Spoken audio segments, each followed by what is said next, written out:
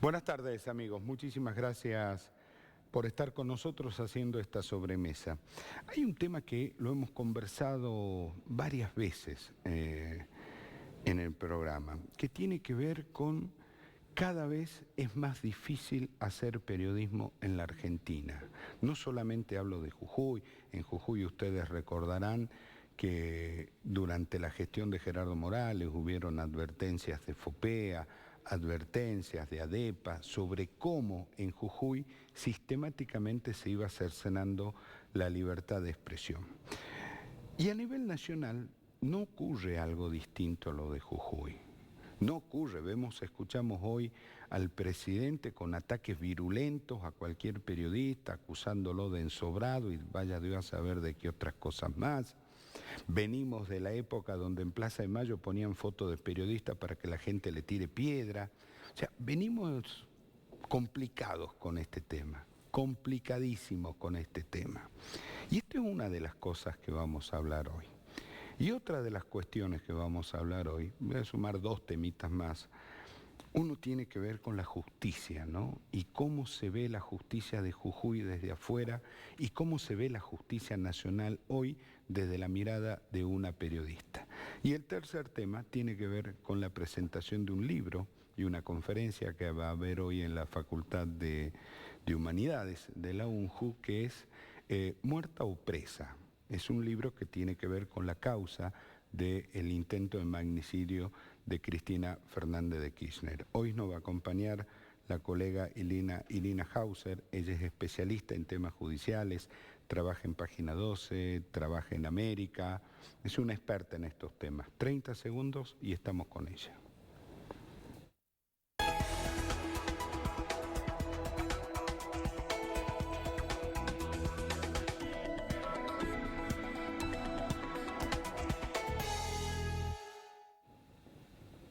Lo habíamos anunciado. Irina, muchísimas gracias por estar con nosotros. Un placer.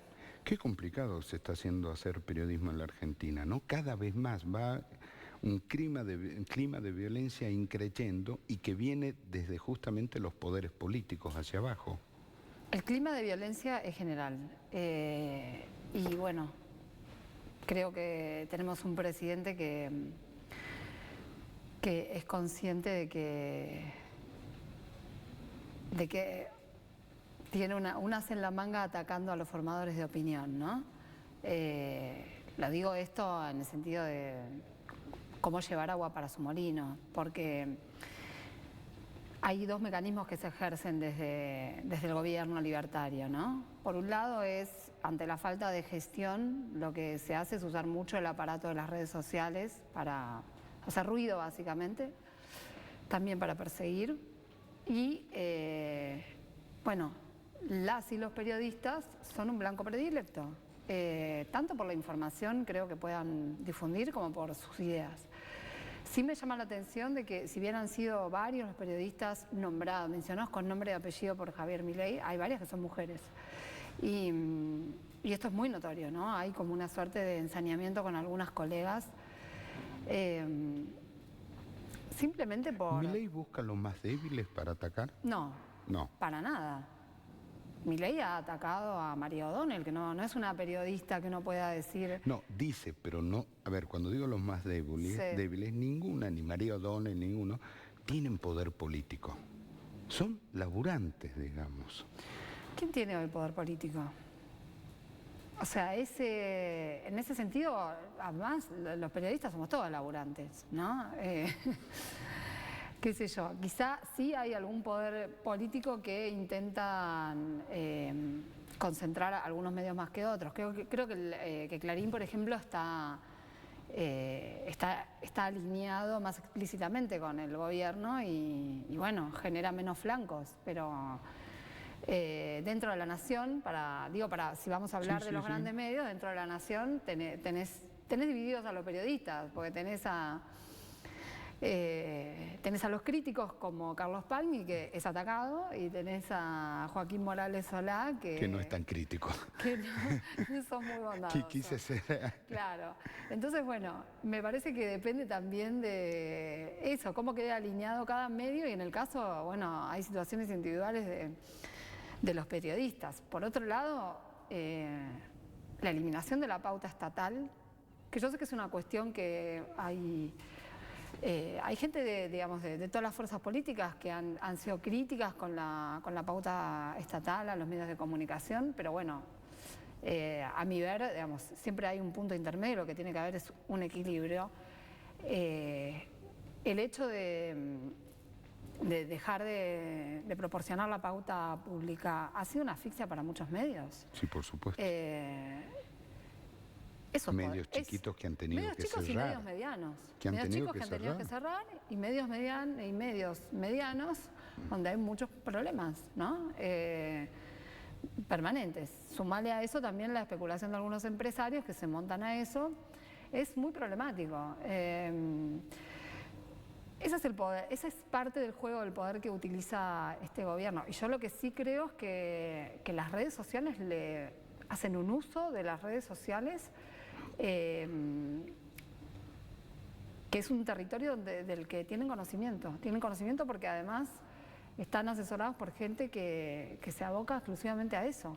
Y ¿Qué capacidad de daño real tienen las redes? Ahora voy a eso. Lo que quiero decir es que muchas de las personas que rodean hoy al presidente, algunos con cargos y otros sin cargos, y que han sido parte como de una suerte de usina intelectual, si se quiere, de él, ¿no? Como por ejemplo Agustín Laje, ¿no? Pero después tenés a estos personajes que han entrado... Bueno, Agustín Laje es un joven que es autor de un libro que es La batalla cultural de la derecha, sí, ¿no? Bueno, pero es como una especie de Biblia de Javier Milei, ¿no?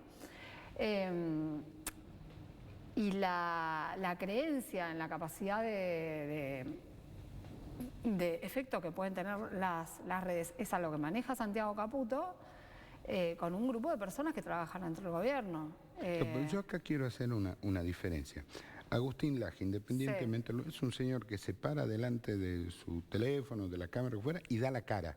Y dice, sí, soy Agustín Laje. Sí. A mí me preocupan los otros. Los que no dan la cara, los que forman troll, los que tienen ejércitos de troll, y los que usan el anonimato, ¿sí?, para someter al escarnio público a cualquier persona. Sí, esos me preocupan más. Yo creo que hay cada vez menos anonimato, pero mucho aparato de troll, eso sí. Digo, porque a esta altura todo el mundo sabe que el que maneja ese aparato es Santiago Caputo. Hasta hace un tiempo teníamos la duda. Ahora hizo su primera aparición pública esta semana, Santiago Caputo, ¿no? Entonces, por eso digo, me parece que van perdiendo ese anonimato y que no tienen ningún problema, porque siguen ejerciendo ese poder. Y vos me preguntabas ¿qué injerencia tiene esto? Supongo que tu pregunta tiene que ver con cuánto hay en el plano virtual y cuánto hay en el plano real. Y ya que después vamos a hablar del intento de magnicidio de Cristina Fernández de Kirchner, yo creo que son cosas que van de la mano. Hace unos días le hacíamos una entrevista en A24 a una chica, Gabriela Ibi, que es que es una especialista en redes, que además es, no sé si llamarla influencer o ahora, viste, empiezan a poner nombres raros. Por ahí a mí me exceden, pero bueno, lo que quiero decir es que es una persona con actividad en redes y además con mucha capacidad para generar contenido en redes, que es lo que más le molesta al oficialismo. Que haya contenido que contrarreste lo que ellos proponen o lo que ellos no hacen o lo que van proponiendo de manera con cuentagotas o en forma velada, o por ejemplo desnudar la ley de bases, ¿no? Por ejemplo. Gabriela es una persona hiper recontra atacada en las redes sociales y yo le preguntaba al aire cuánto de la amenaza que hay en el mundo virtual se traslada al mundo real. Y lo que ella me contó es que la persiguen por la calle, le sacan fotos, se las mandan a su WhatsApp. Entonces es muy corta la distancia. ¿Y por qué lo asocio esto con el intento de magnicidio? Porque quizá no advertimos en ese momento en que este aparato estaba tan... O sea, ahora está generalizado, pero por ahí estaba en su momento de nacimiento, ¿no? No advertimos lo que pasaba en tiempo previo al atentado a Cristina Fernández de Kirchner, pero Algunos de los personajes que conforman este grupo también de seguidores de Milei, en los cuales en algunos se apoya, a otros lo cita, en otros se inspirará, vaya a saber, que había un grupito en particular que son jóvenes, que tienen muchísimos seguidores, pero te estoy hablando de miles y hasta 1 millón de seguidores, como por ejemplo Miguel Prestofelipo, Sí, el Presto. el Presto, sí, sí, sí. Bueno, ellos conformaron un grupo que se llamaba el Ministerio del Odio, literal. Hacían transmisiones por YouTube, hablaban de todo, denostaban a varios personajes del poder político. Siempre hubo un ensañamiento particular con Cristina. El Presto tiene una condena por amenazas a Cristina. Y fueron gente que colaboraron con un clima en ese momento y con ideas, digamos, porque su discurso tiene como una pata intelectual y otra pata bastante violenta. Y fíjate cómo son las cosas, que solo es un ejemplo lo que estoy dando, pero el Presto tuvo un romance con una de las personas que está detenida por el intento de magnicidio. Sí, con Brenda Uliarte. Exactamente. Y fue además en el tiempo previo al intento de magnicidio. Y la cosa es tanto peor, entre bizarra y aberrante, que cuando declara el principal acusado del atentado, que es Fernando Sabac Montiel, el juicio empezó hace poco tiempo, ¿no? Entonces él fue indagado y habló en su indagatoria. Fue muy explícita toda la indagatoria. Y una de las cosas que contó, que, bueno, a los que conocemos por ahí la parte más fina de la historia, no nos llamó tanto la atención, pero lo que llamó la atención fue que lo contara de esa manera, es que él comenta que había estado conviviendo con esta chica, con Brenda Uliarte, el mes previo al atentado, y él dice, fue como una etapa política entre nosotros, que estaba bajo la influencia de una etapa de mucho diálogo político entre Brenda y él. Sí, sí, sí. Motivada porque esta chica, que tenía una relación sexoafectiva, si se quiere, con Sabac Montiel, tenía un vínculo con el Presto. Entonces, él mismo dice, ella venía y me hablaba del Presto y me contaba de las ideas y demás, y aprovechaba él para decir, bueno, porque acá la libertaria de la pareja era Brenda. Yo soy apolítico. Pero fíjate vos cómo son las cosas que él mismo contaba, que estaban inspirados por ideas de estas personas. Ahora, entonces esto quiere decir que, a ver, no estoy diciendo que haya sido un plan urdido por la Sinarquía Internacional, ni mucho menos, pero esto fue, entre comillas, planificado, este intento de magnicidio. Mira, esto fue planificado, por lo menos en esta pareja. A ver, porque no los veo a los dos muy sofisticados como para urdir un plan muy bien elaborado. No, pero ellos planearon el asesinato. Y además, eso está en el libro que yo publiqué, está contado con lujo de detalles, las conversaciones que tienen ella, sobre todo con una amiga y con algunas otras personas, y con Fernando Sabac Montiel. La planificación se ve en varias cosas y el propio Sabac Montiel dice, lo planificamos. Lo que pasa es que a ella le trata de ponerla en un segundo plano, ¿no? Como que es un caballero. Es muy loco porque se quiere llevar todo el crédito de la...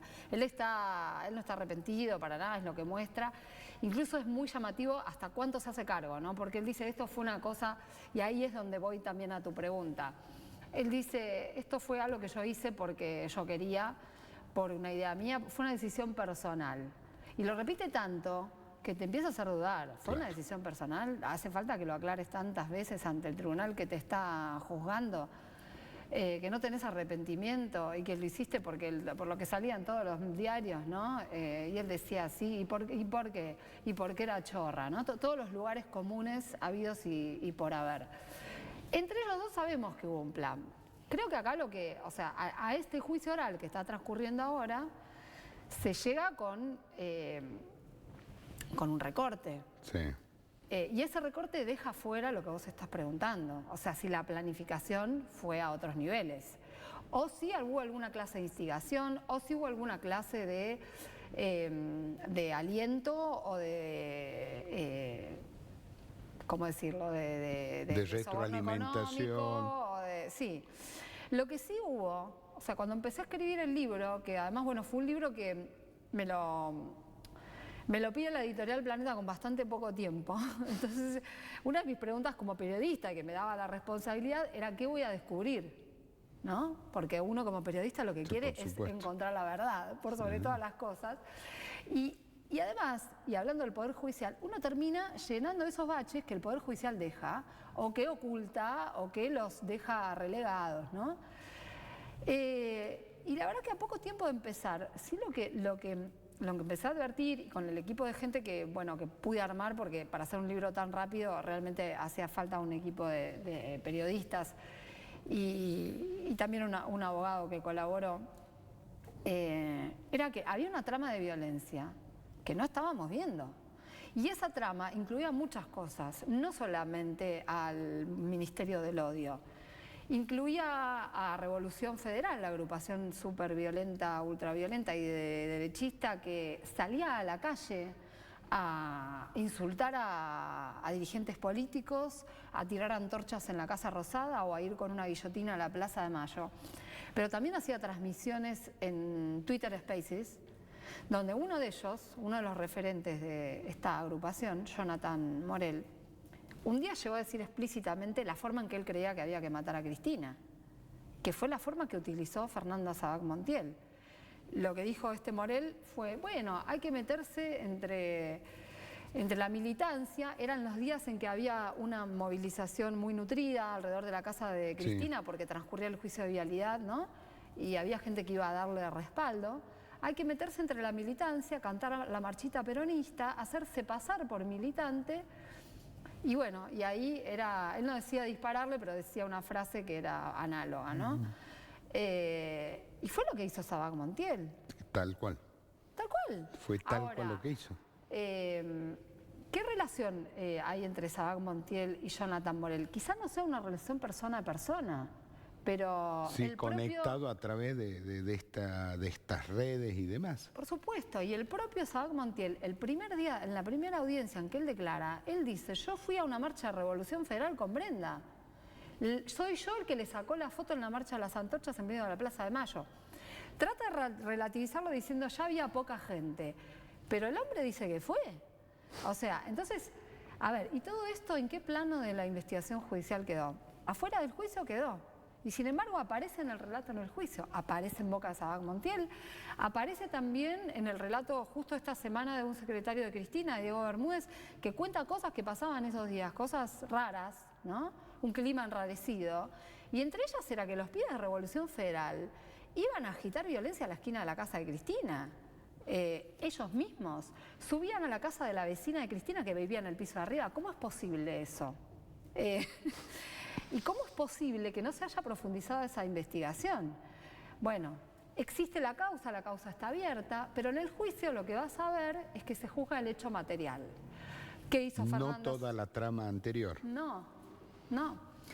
Y el hecho material lo vimos todos y todas. Sí. Está filmado. Está filmado. Está filmado. Es más que elocuente. Es elocuente y además tenés al autor que te lo cuenta. Sí. Está el arma. Eso lo vamos a saber. Lo que no vamos a saber es lo anterior. Mirá, las causas están abiertas. Si existiera una verdadera voluntad de investigación, a algo se podría llegar, aunque sea a descartar. Pero ni siquiera eso. Hace poco el fiscal Carlos Rívolo, que tiene a cargo una parte residual, que es lo que se conoce como la pista Milman, que atañe al diputado Gerardo Milman, ¿no? Gerardo Milman queda asociado a esta causa porque un testigo va y cuenta ante la jueza María Eugenia Capuchetti que lo escuchó en el bar de la esquina del Congreso decir la frase, cuando la maten yo estoy camino a la costa. Y eso fue 2 días antes del atentado y que estaba con 2 mujeres. Bueno, se corrobora que se fue a la costa, que estaba con 2 mujeres que eran sus asesoras. Claro, las asesoras van y declaran y primero mienten y dicen, no, nosotras no fuimos al bar Casablanca. Cuando le muestran el video dicen, cierto, perdón, me había olvidado. No, yo no lo escuché decir esa frase, no me acuerdo que haya dicho esa frase. Y todo así. Y hace poco el fiscal Rívolo, los celulares de esas mujeres no fueron incautados hasta diciembre del año 2022. Yo te estoy hablando que declararon en octubre del 2022. En el medio de todo eso, como declaró una de ellas, fueron a una oficina de Patricia Bullrich y le borraron el celular. a esa piba y ella dijo que manipularon el celular de Milman y que a la otra la mandaron a cambiar el aparato por un modelo nuevo. Bueno, el fiscal Carlos Rívolo hace poco sacó un dictamen diciendo no voy a investigar el borrado de los celulares. Y lo increíble es la justificación, porque están borrados. Qué locura, pero a ver, lo que estás contando es una foto de lo que es la justicia federal. Sí, exactamente. Ahora, si yo te muestro una foto de la justicia de Jujuy, vos tenés que escribir una biblioteca. Lo sé. Una biblioteca. Lo sé, algo conozco, porque además me ha tocado cubrir temas que atañen a la justicia de Jujuy. Y lo que he notado, sí, no sé si es que lo vemos, quienes no vivimos en Jujuy, lo vemos con mucha nitidez, pero sí hace muchos años vemos una justicia absolutamente sometida al poder de Gerardo Morales, un poder judicial, ya desde el momento en que él asumió la gobernación, que amplió la corte y puso de integrantes a 2 diputados que habían votado la reforma. Sí. Bueno, ya desde ese momento, que a mí además me traía los recuerdos de la época del gobierno de Carlos Menem, ¿no? El ídolo de Javier Milei, dicho sea de paso, que se armó su corte a medida. Digo, voy a ese episodio fundacional que de alguna manera derramó en cómo fue desarrollándose después el devenir del Poder Judicial jujeño, ¿no? En un comienzo lo vimos con la detención de Milagro Sala, pero con el correr del tiempo lo vimos en muchísimas otras historias y hace muy poco tiempo con los tuiteros que fueron detenidos, ¿no? Nada ha cambiado. Claro. Irina, hoy a las 4 de la tarde en la Facultad de Humanidades de la UNJU vas a estar junto a Lucía Cámpora y Leila Char. ¿De qué van a hablar? Bueno, vamos a hablar del libro de Muerta o Presa, que es este libro que cuenta la trama detrás del atentado. El libro se publicó el año pasado, pero bueno, ahora resurgió un interés justamente por el juicio que está transcurriendo. Y para mí es interesante que, valga la redundancia, que genere alguna expectativa a la conversación, porque a mi ver, es un tema que no está terminado, no solo por el hecho de que hay un juicio en marcha, que quedaron muchos juicios residuales, sino por lo que hablábamos al comienzo de esta conversación, por el nivel de violencia que estamos viviendo y por esa distancia tan corta que hay entre la violencia virtual y la violencia real. Y porque el gobierno de Milei, esto es una mirada mía, sí. O sea, no estoy trayendo nada más que... Lo que estoy trayendo es mi mirada. El gobierno de Milei se las va ingeniando para establecer y sobre todo en este caso tiene un papel muy importante la ministra de Seguridad, Patricia Bullrich, que dicho sea de paso, es la única persona que no repudió el atentado a Cristina, para ir instalando regulaciones que van generando mecanismos violentos y mecanismos que inculcan miedo en la población. En la Argentina, el problema que tenemos, esta violencia que va increciendo, sí. ¿Es un problema político o es un problema de la justicia para poder solucionarlo? Mira, es un problema donde están concatenados el Poder Judicial, el poder de los medios de comunicación y la política. Cuando yo te decía que me llevé una sorpresa con el clima y el caldo de cultivo que encontré previo al atentado, no es solamente porque había un par de pibes que iban a la Plaza de Mayo a hacer bardo o decían barbaridades en las redes sociales. Había muchos dirigentes de la derecha utilizando frases que son equivalentes a pedir la muerte de alguien, como decir... que las decía el propio Milei, pero las decían muchos otros, hasta Horacio Rodríguez Larreta, que era jefe de gobierno porteño en ese momento, pero yo voy en que algo... pedían exterminar al kirchnerismo. Ahora se está moderando con esa palabra, pero hubo un tiempo en que la decían todos los días. Claro, pero Irina, el tema es lo que a mí me preocupa, y esto sin tomar una posición política. Venimos de Eve de Bonafide pidiendo que prueben la Taser con la hija de Macri. Venimos de Esteche. Venimos de Elías, venimos de poner fotos de periodistas en Plaza de Mayo para que la gente le escupa y le tire piedra. O sea, venimos de todo esto y ahora estamos en este momento de una violencia absolutamente bestial, pero digamos, esta violencia no nace ahora, va creciendo cada vez más. Sí.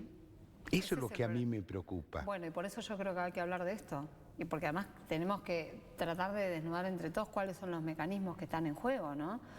Y yo no digo que la violencia venga de un solo lado. Ahora, en el caso de Cristina Fernández de Kirchner vino de un lado muy específico, ¿no? No, de eso no tengo ninguna duda. Ahora, que haya otros actores sociales que puedan ejercer discursos de violencia. Pero nadie lo frena. O sea, lo que me preocupa a mí es que nadie le pone freno a esto. No, pero, eso es lo que a mí me preocupa. Bueno, pero están motivados desde el poder. Yo tengo hijas adolescentes, tengo una hija en el colegio secundario. Yo no puedo creer la violencia que hay dentro del colegio. Y va a un colegio nacional, súper prestigioso, todo lo que quieras. Pero, es violencia digital, es violencia... El bullying no es un chiste. No. Y es parte de ese mismo código, ¿eh? Es un tema muy preocupante. Ahora, ¿alcanza con una regulación? O sea, ¿cómo se regula esto? O sea, es un delirio estar hablando de regulaciones cuando desde el poder está fomentado. Está fomentado, está alentado. O sea, no es solamente que está legitimado. Tenemos un presidente que habla de manera violenta. Entonces... Es difícil pensar la vida de otra manera. Bueno, ojalá a alguien se le ocurra el mecanismo para poner algún límite a esta situación. Acaban de lanzar una resolución, la ministra de Seguridad, que dice que va a utilizar la inteligencia artificial para la seguridad. Vos lees esa resolución, claro, y vos decís, qué lindo, qué bueno, la inteligencia artificial está buenísimo, qué ayornado, todo. Ahora, no tiene una especificación sobre cuáles son los límites a ese uso de parte de las fuerzas de seguridad. Es más, tiene ítems la resolución que dice que se va a utilizar para detectar disturbios. ¿Qué son disturbios para la ministra? Que lo defina primero. Bueno, es que no definen nada. Claro. Ese es el gran problema. Entonces hay un problema también de regulación que nace en el poder de turno, ¿no? Y bueno, la oposición debería despertarse frente a este tipo de cuestiones también, por supuesto. Irina, 4 de la tarde, Facultad de Humanidades, junto a la diputada nacional Leila Chaer y a Lucía Cámpora. Así es, ¿no es cierto? Así es, los esperamos y bueno, para mí la verdad que es una alegría, pese a la densidad de la temática, poder... Lo lindo es la avidez que hay de los chicos, ¿no? Bueno, la avidez y poder intercambiar, ¿no? Porque yo tampoco tengo la vaca atada, digo, estoy tratando de entender la realidad igual que todo el mundo y cómo lidiar con estas cosas... de las que estamos hablando, igual que todos, ¿no? Y bien, creo que cada uno desde su lugar tiene su propia responsabilidad. La mía es desde mi lugar de periodista, de formadora de opinión, y cada uno desde su rol tendrá la suya, ¿no? Sí, absolutamente. Muchísimas gracias por haber venido. Un placer. A ustedes, muchísimas gracias por habernos acompañado en esta sobremesa. Dios mediante nos juntamos el lunes. Que tengan un hermoso fin de semana y ahora quédese con Palpala Hoy.